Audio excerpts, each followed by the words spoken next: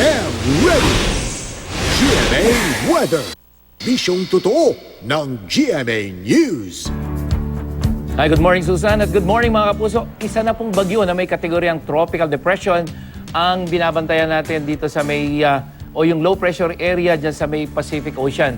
At ayon nga sa Japan Meteorological Agency, natukoy ang lokasyon ng nasabing bagyo dito sa may bahagi ng Caroline Islands sa may south ng Guam at inaasahan na patuloy na lalapit ito dito sa may ating Philippine Area of Responsibility.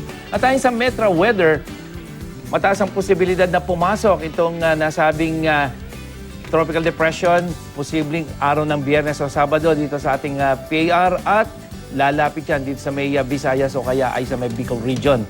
At makikita dito sa ating rainfall map na lubhang malayo pa itong tropical depression na ito kaya wala pa po mga kapuso. Wala pang epekto yan dito sa ating weather sa mga susunod na araw. At dahil nasa labas pa nga ng Philippine Area of Responsibility dito sa Metro Manila, mababa ang tsansa ng ulan.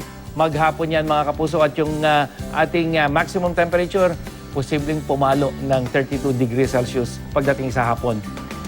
At sa iba pang panig ng bansa, asahan din ang mga pagulan dulot naman ng epekto ng northeast monsoon dito sa may extreme northern Luzon kasama ng ilang bahagi ng Northern Luzon tulad ng Ilocos Region at Cordillera, maging dito sa ilang bahagi ng Eastern Luzon. Samantalang dito naman sa Mindanao na kung saan nakaka-apekto ang isang trough ng low pressure area ay asahan din mga pagulan lalo na sa Caraga at Davao Region. At pagdating ng hapon sa malaking bahagi ng Mindanao, mataas ang posibilidad ng pagulan sa ng tinatawag nating thunderstorm. Sa Visayas, mas maaliwalas niya sa may western at central section, pero sa eastern section, asahan pa rin ang mga mahihinang pagulan.